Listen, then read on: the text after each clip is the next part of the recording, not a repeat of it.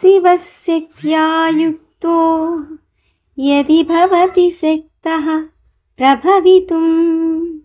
न चेदेवं देवो न खलु कुशलः स्पन्दितुमपि अतस्त्वामाराध्यां हरिहरविरिञ्चादिभिरपि प्रणुन्तुं स्तोतुं वा कथमकृतपुण्यप्रभवति तनीयां सम्पांसुं तव चरणपङ्केरुहभवं विरिञ्चिः सञ्चिन्वन् विरचयति लोकानविकलं वहत्येनं शौरिः कथमपि सहस्रेण शिरसां हरः संक्षुद्यैनं भजति भसितो धूलनविधिम्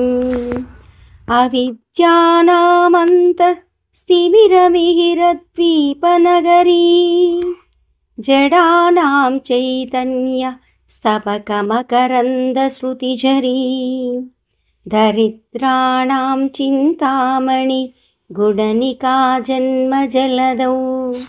निमग्नानां दंश्र मुररिपुवराहस्य भवति त्वदन्यः पाणिभ्याम् अभयवरदो दैवतगणाः त्वमेका नैवासि प्रकटितवराबीज्यभिनया भयत्रातुं धातुं फलमपि च वाञ्छासमधिकम् शरण्ये लोकानां तव हि चरणावेव निपुणौ हरिस्त्वामाराध्य प्रणतजनसौभाग्यजननी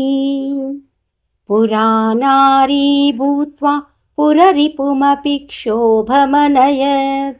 स्मरोऽपि त्वां नत्वा रतिनयनलेखेन वपुषा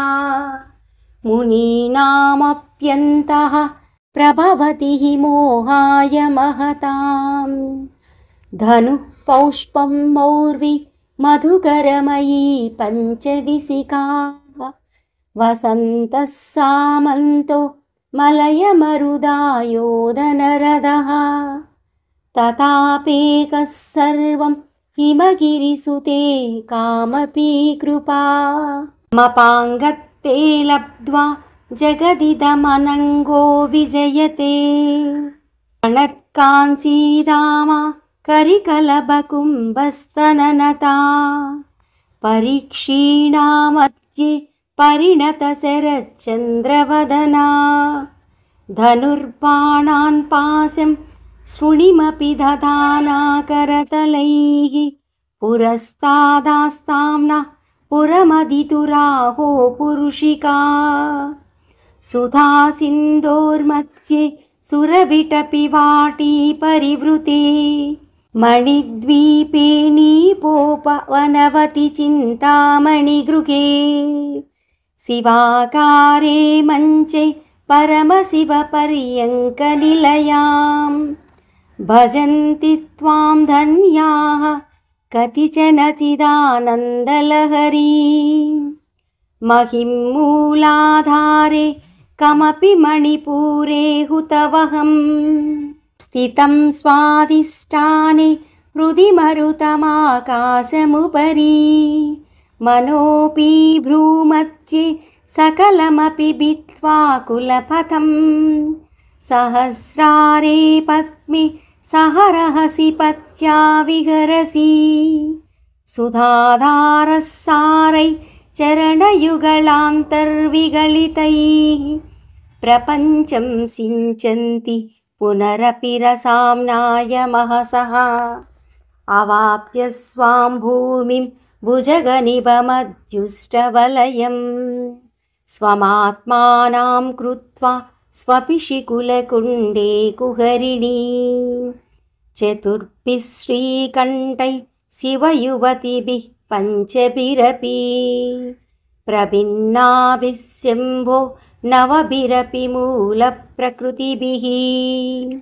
चतुश्चत्वारिंशत् वसुधळकलास्त्रत्रिवलया त्रिरेकाभिः सार्धं तव चरणकोणापरिणताः त्वदीयं सौन्दर्यं तुहिनगिरिकन्ये तुलयितुं कवीन्द्रा कल्पन्ते कथमपि विरिञ्चि प्रभुतया यदा लोकौस्तुख्यात् अमरललनायान्ति मनसा तपोभिः दुष्पापमपि गिरिससायुज्य पदवीं नरं वर्षीयांसं नयनविरसं नर्मसुजडं तवापाङ्गालोके पतितमनुदावन्ति शतसः गलद्वेळीबन्धाः कुजकलशविस्त्रस्य सिचया हठात्रुच्यत्काञ्चो विगलितदूकूलयुवतयः क्षितौ षट्पञ्चाशत् द्विसमधिकपञ्चाशदुदके हुतासेद्वा षष्टि चतुरधिकपञ्चाशदनिले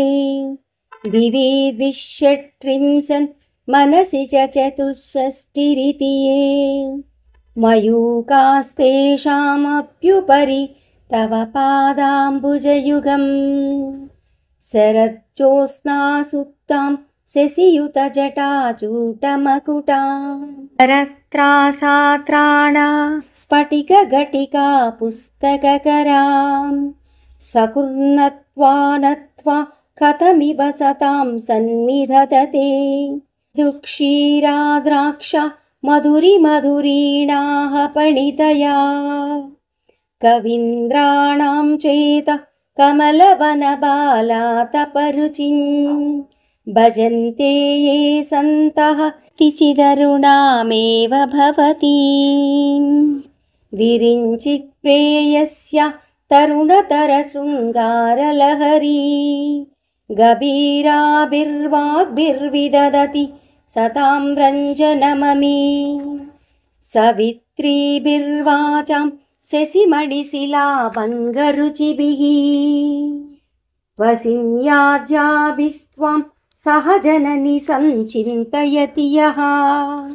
सकर्ता काव्यानां भवति महतां भङ्गिरुचिभिः वचोभिर्वाग्देवी वदनकमलामोदमधुरैः तनुच्छायाभिस्ते तरुणतरणी श्रीसरणिभिः दिवं सर्वामुर्वीं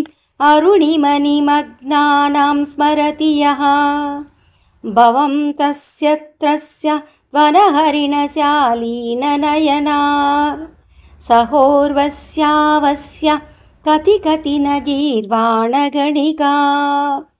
मुखं बिन्दुं कृत्वा कुचयुगमदस्यस्य दददो हरार्थं ध्यायेत्यो हरमहिषिते मन्मथकलां ससज्जा संक्षोभं नयति वनिता इत्स्यति लघु त्रिलोकीमप्यासु भ्रमयति रवीन्दुस्तनयुगां किरन्तीमङ्गेभ्यः किरणनिकुरुम्बामृतरसं हृदि त्वामादत्ते हिमकरशिलामूर्तिमिव यः ससर्पाणां दर्पं शमयति शकुन्ताधिप इव ज्वरप्लुष्टान् दृष्ट्वा सुखयति सुधाधारशिरया तटिल्लेका तन्वीं तपनशशि वैश्वानरमयीं निषण्णां षण्णामप्युपरि कमलानां तव कलां महापद्माटव्यां मृदितमलमायेन मनसा महन्तः पश्यन्तो ददति परमानन्दलहरी भवानी त्वं दासे मयि वितरदृष्टिं सकरुणाम् इति स्तोतुं वाञ्छन् कथयति भवानी त्वमिति यः तदैव त्वं तस्मै तिशसि निजसायुज्य पदवीं मुकुन्द ब्रह्मेन्द्र स्फुटमकुटनीराजितपदं त्वया कृत्वा वामं वपुरपरितृप्तेन मनसा शरीरार्थं शम्भोरपरमपि शङ्के हृतमभूत् यदेतत्त्वरूपं सकलमरुणाभं त्रिनयनं कुचाभ्यामानम्रं कुटिलशशिचूडालमकुटं जगत्सूते दाता हरिरवतिरुद्रक्षपयते तिरस्कुर्वन्नेतत् स्वमपि वपुरीशस्थिरयति सदा पूर्वः सर्वं तदिदमनुगुह्णाति च शिवा तवाज्ञामालम्ब्य क्षणचलितयो भ्रूलतिकयोः त्रयाणां देवानां त्रिगुणजनितानां तव शिवे भवेत् पूजा पूजा तव चरणयोर्या विरचिता तदा हि तत्पादोह्वहन मणिपीठस्य निकटे स्थिता हेते स्वस्वन्मुकुलितकरोत्वं समकुटाः विरिञ्चिः पञ्चत्वं व्रजति हरिराप्नोति विरति विनाशं कीनासो भजति धनदो याति निधनं वितन्त्री मागेन्द्रि विततरपि सम्मीलितदृशा महासंहारेऽस्मिन् विहरति सति तत्पतिरसो जपो जल्पः शिल्पं सकलमपि मुद्रा विरचना गतिप्रादक्षिण्यक्रमण मसनाद्याहुतिविधिः प्रणामः संवेश सुखमखिलमात्मार्पणदृशा सपर्यापर्याय स्तव भवतु यन्मे विलसितं सुधामप्यस्वाद्य प्रतिभयजरा मृत्युहरिणी विपद्यन्ते विश्वे विदिशतमखाद्यादिविशदः कराळं यच्छ्वेलं कबलितवता कालकलना न शम्भो तन्मूलं तव जननिताटङ्कमहिमा किरीटं वैरिञ्चं परिहरपुरकैटभविदः कठोरे कोटीरे स्खलहिजहि जम्बारिमकुटं प्रणम्रे श्वेतेषु प्रसवमुभया तस्य भवनं भवस्यभ्युत्थाने तव परिजनोक्तिर्विजयते स्वदेहोद्भूताभिगृणिभिः अणिमाद्याभिरभितो सेवे नित्ये त्वामहमिति सदा भावयति यः किमाश्चर्यं तस्य त्रिनयनसमृद्धिं तृणयतो महासंवर्ताग्नि विरचयति नीराजनविधिं चतुष्षष्ट्या तन्त्रै सकलमतिसन्धाय भुवनं स्थितः तत्तसिद्धि प्रसवपरतन्त्रै पशुपतिः पुनस्त्वन्निर्बन्धात् अखिलपुरुषार्थैकघटनां स्वतन्त्रं ते तन्त्रं क्षितितलमवातीतरदिदं शिवशक्तिः काम क्षितिरदरविस्सीतकिरणः स्मरोऽहं सश्चक्र तदनु च परामारहरया अमीहृल्लेखाभिः तिसृभिरवसाने सुघटिताः भजन्ते वर्णास्ते तव जननि नामावयवतां स्मरं योनिं लक्ष्मीं हृदयमिदमादौ तव मनो निधायैके नित्ये निरवधि महाभोगरसिकाः भजन्ति त्वां चिन्तामणिगुण निबद्धाक्षवलया वाग्नौ जुह्वन्त सुरभिघृतधाराहृतिशतैः शरीरं त्वं शम्भो शशिमिहिरवक्षोरुहयुगं तवात्मानं मन्ये भगवति नवात्मानमनघम्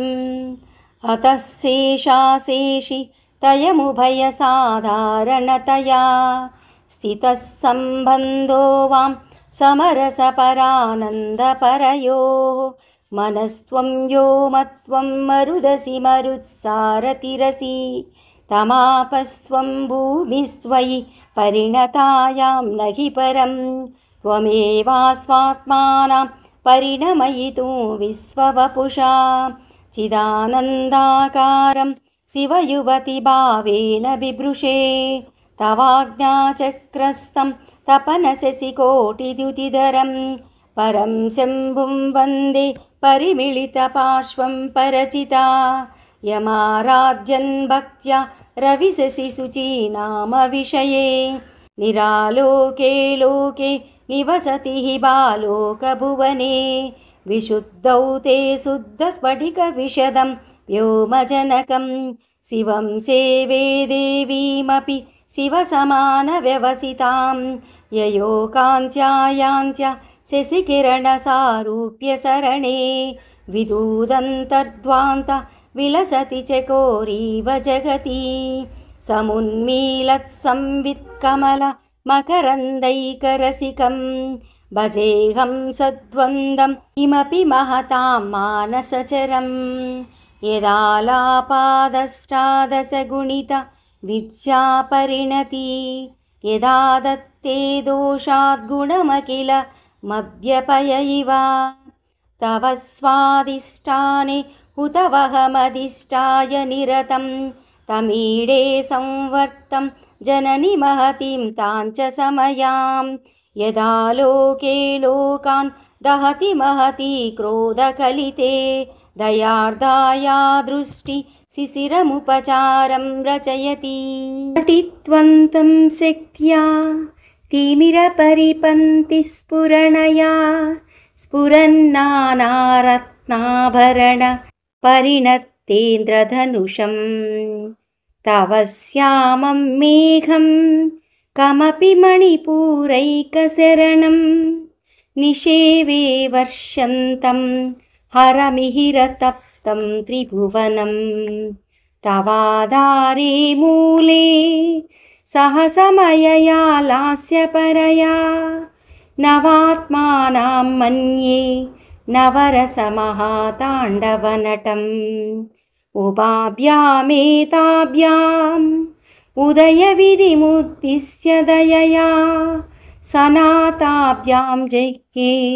जनकजननी मज्जगदिदं गतैर्माणिक्यत्वं गगनमणिभिः सान्द्रघटितं किरीटं ते हैमं हिमगिरिसुते कीर्तयति यः नीडे यच्चायच्चूरणशबलं चन्द्रशेखलं धनुष्यौनासीरं किमिति न निबध्नाति धिषणां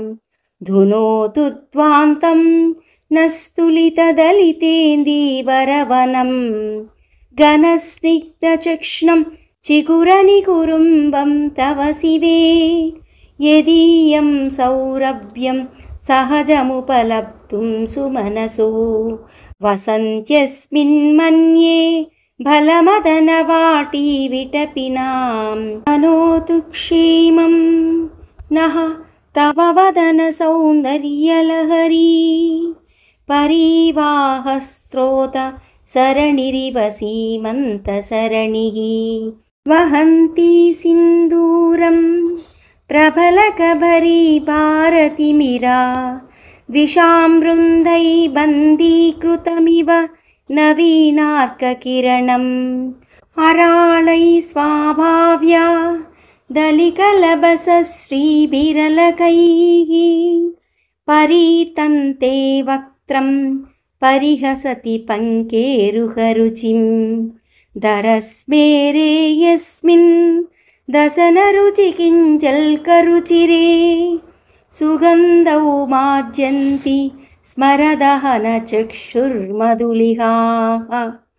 ललाटं लावण्यदुति विमलमाभाति तव यद् द्वितीयं तन्मन्ये मकुटघटितं चन्द्रशेखलं विपर्यासन्यासा धुभयमपि सम्भूय च मिदा सुधालेपस्यूतिः परिणमतिराकाहिमकरः भ्रुवौ भृग्ने किञ्चित् भुवनभयभङ्गव्यसननी त्वदीये नेत्राभ्यां मधुकररुचिभ्यां धृतगुणम् तनुर्मन्ये सौव्येतरकरगृहीतं रतिपतेः प्रकोष्ठे मुष्टौ च स्थगयति निगूढान्तरमुमे आहसूते सौव्यं तव नयनमर्कात्मकतया त्रिया मां वामं ते सृजति रजनीनायकतया तृतीया ते दृष्टिर्धरदलितहेमाम्बुजरुचि समादत्ते सन्ध्यां दिवसनिशयोरन्तरचरी विशाला कल्याणी स्फुटरुचिरयोध्या कुवलयैः कृपाधाराधारा किमपि मधुरा भोगवतिका अवन्ती दृष्टिस्ते बहुनगरविस्तारविजया ध्रुवं तत्तन्नाम व्यवहरणयोग्या विजयते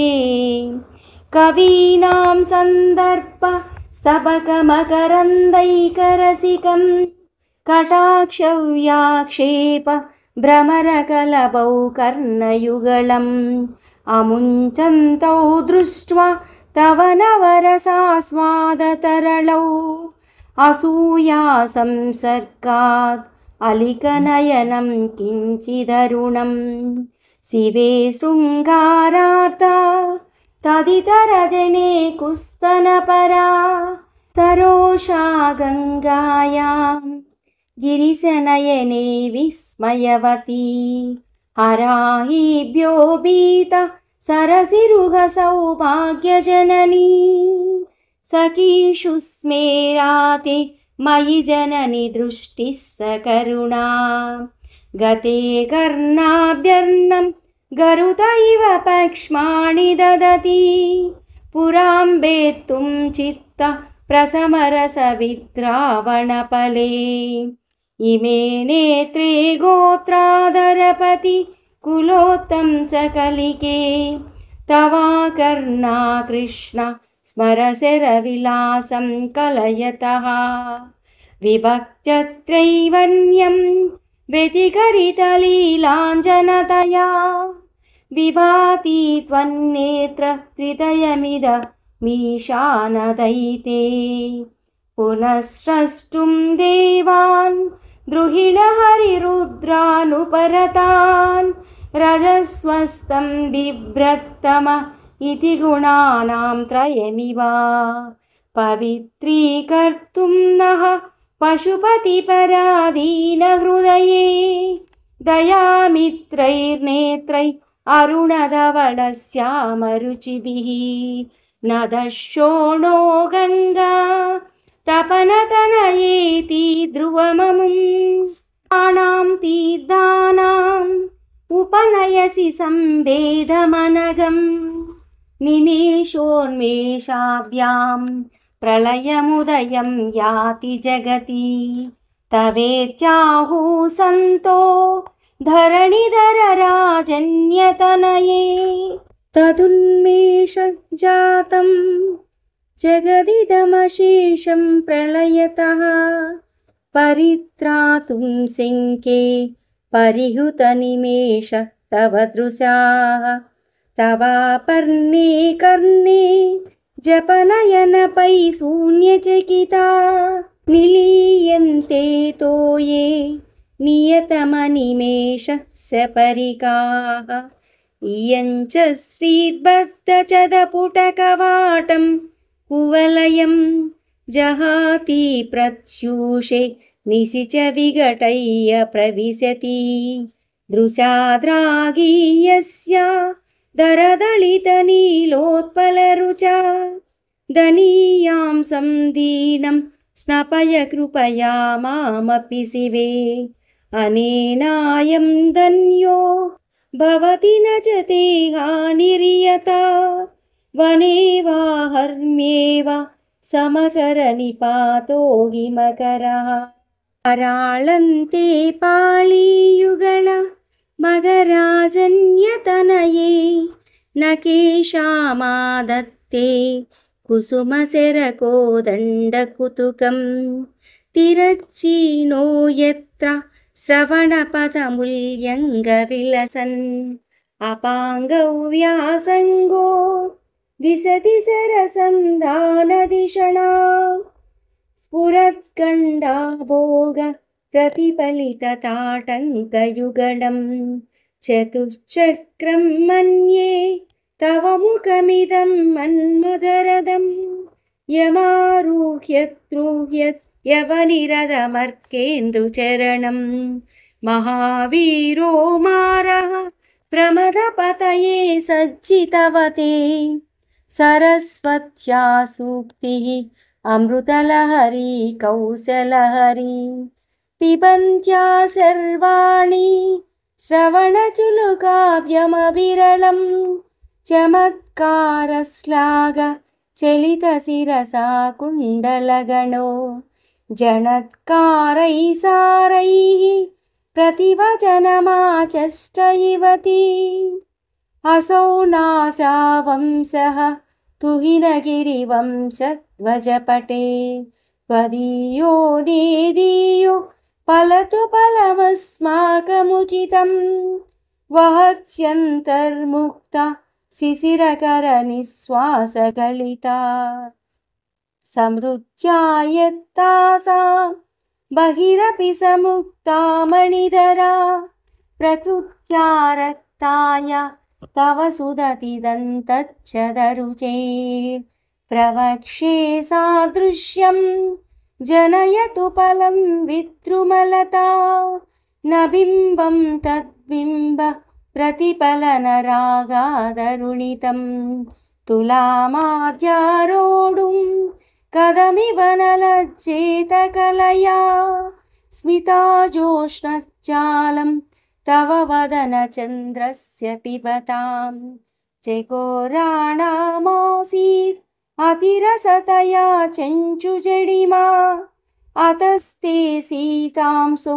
अमृतलहरी माम्लरुचयः पिबन्तं स्वच्छन्दं निशि निशि वृषं काञ्चिकदिया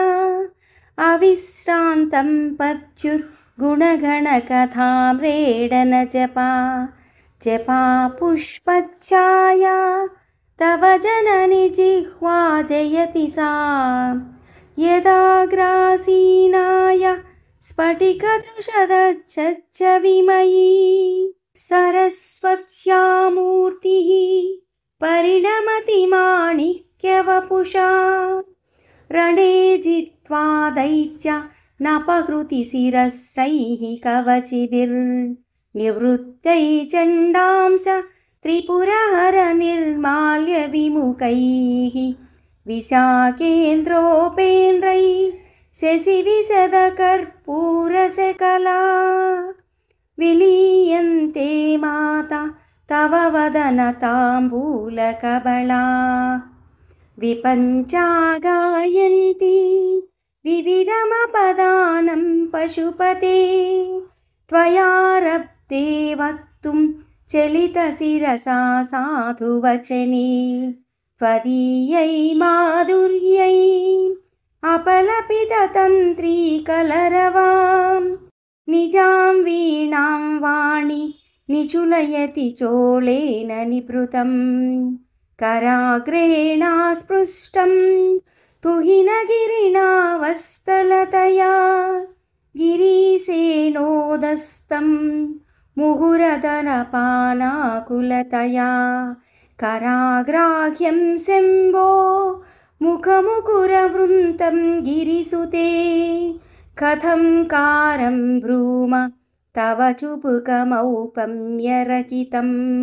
भुजाश्लेषा नित्यं पुरदमयितुः कण्टकवती तव ग्रीवाधत्ते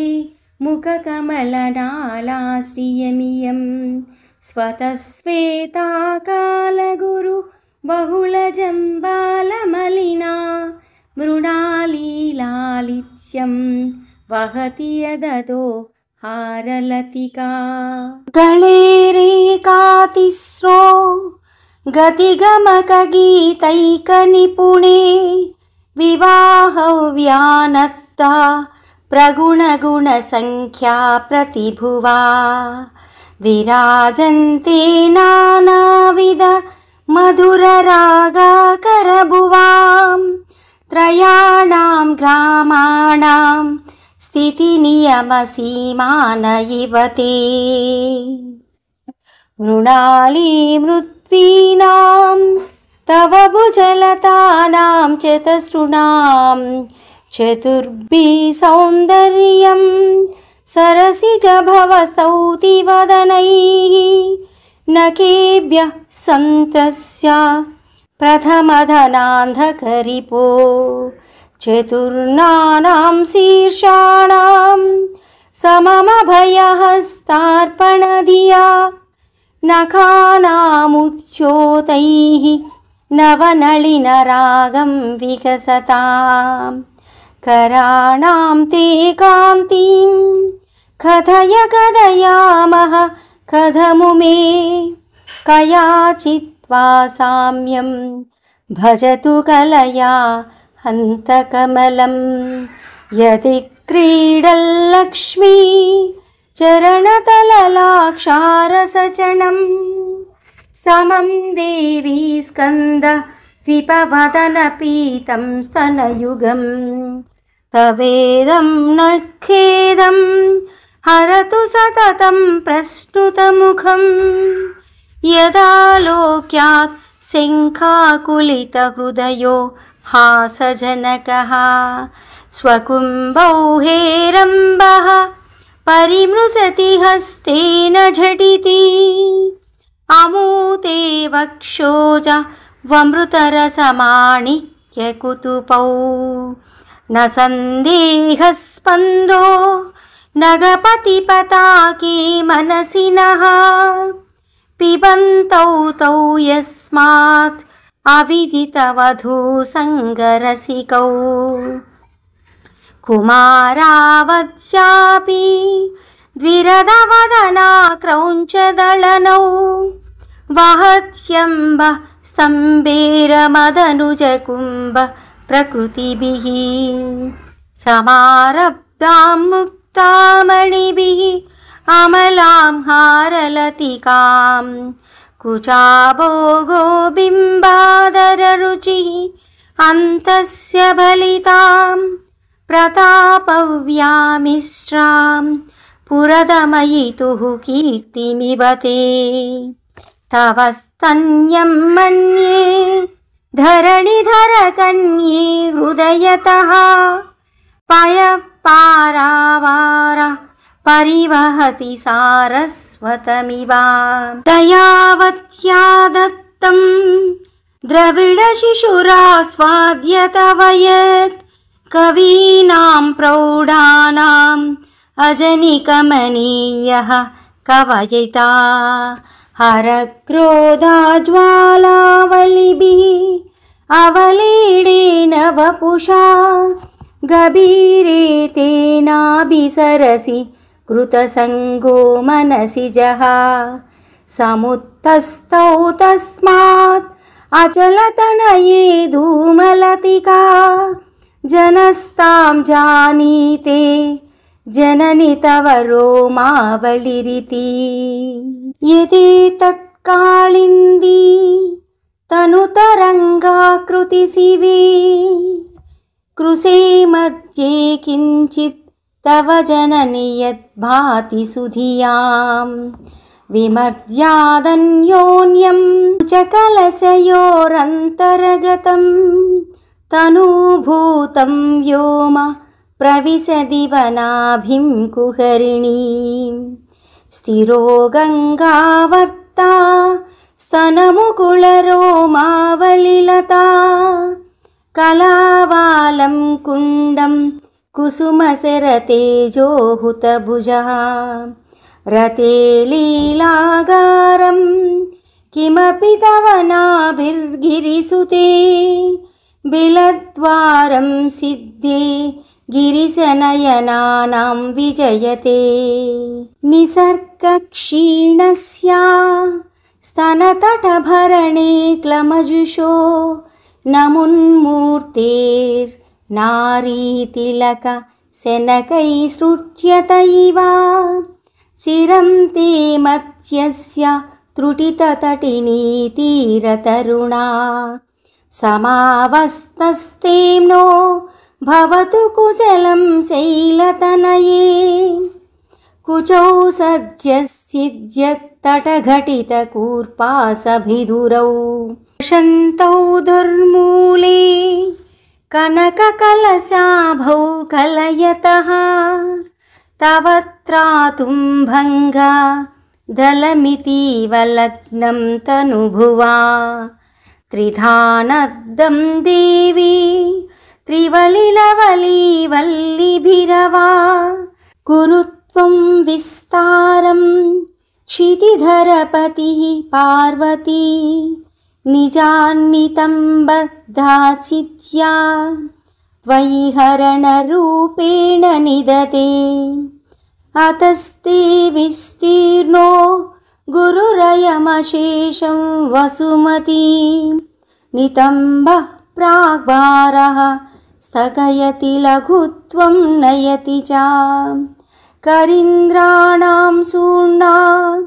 कनककदली काण्डपटली उभाभ्यामूरुभ्यां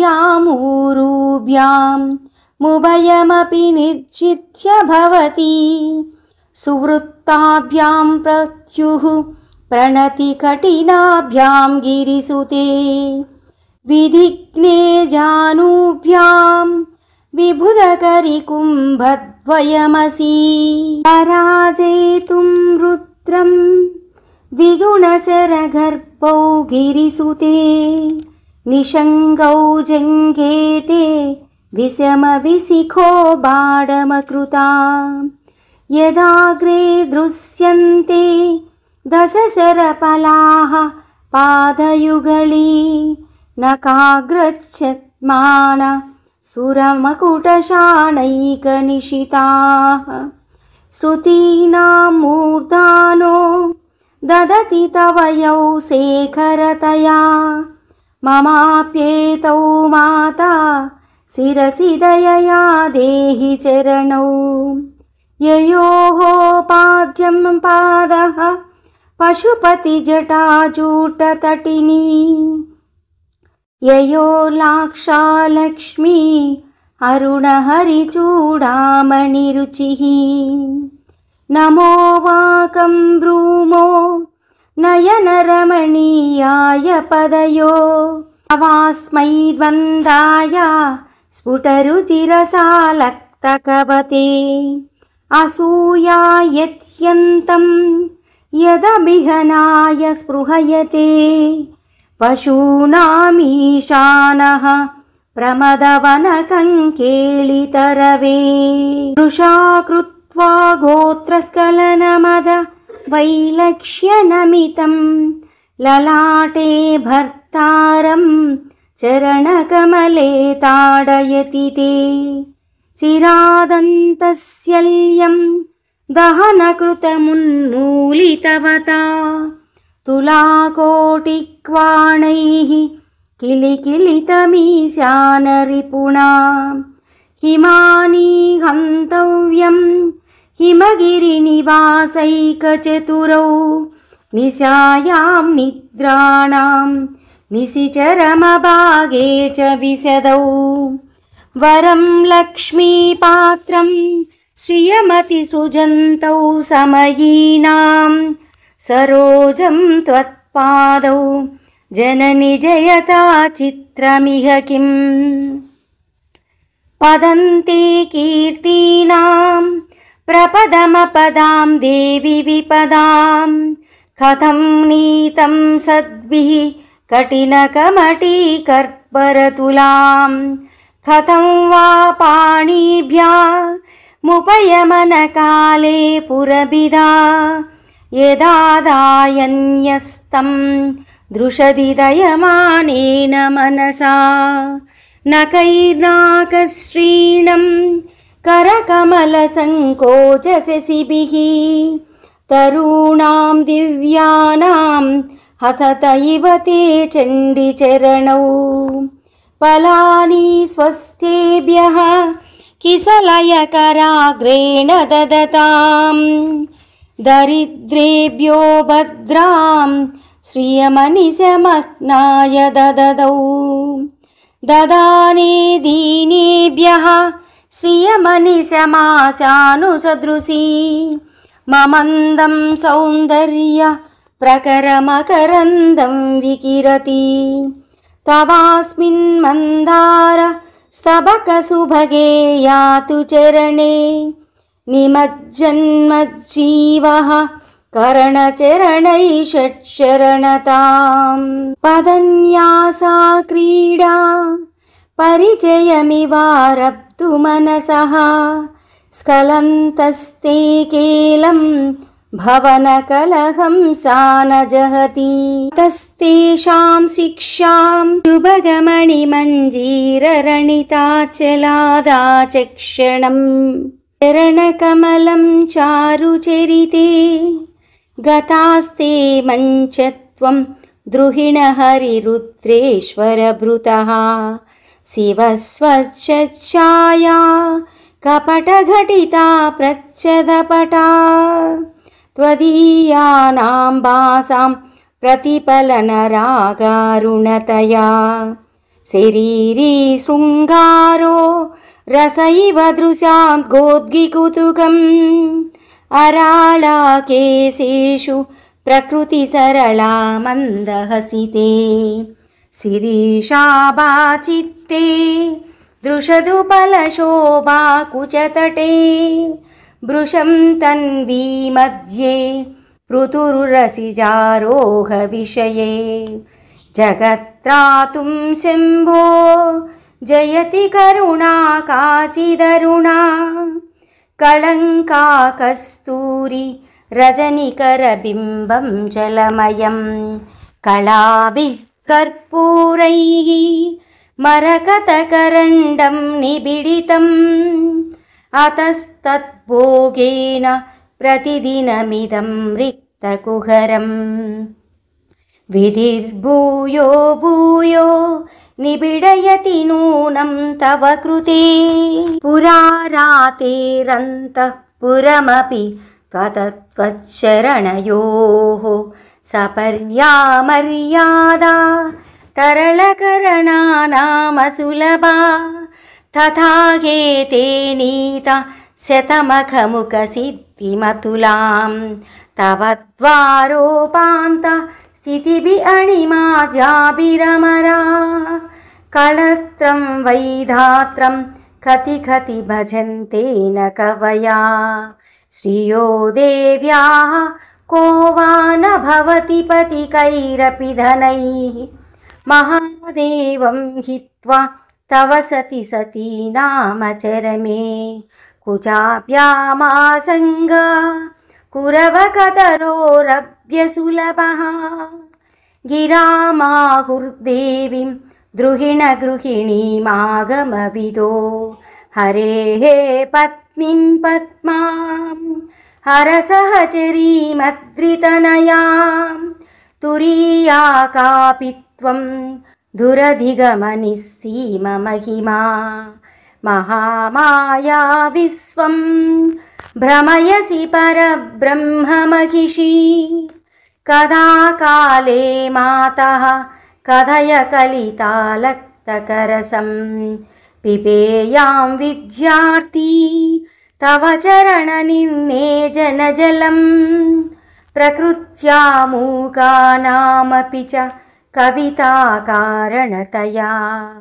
कदा धत्ते वाणी मुखकमलताम्बूलरसतां सरस्वत्या लक्ष्म्या विधिहरिसपत्नो विहरते रतेः पातिव्रत्यं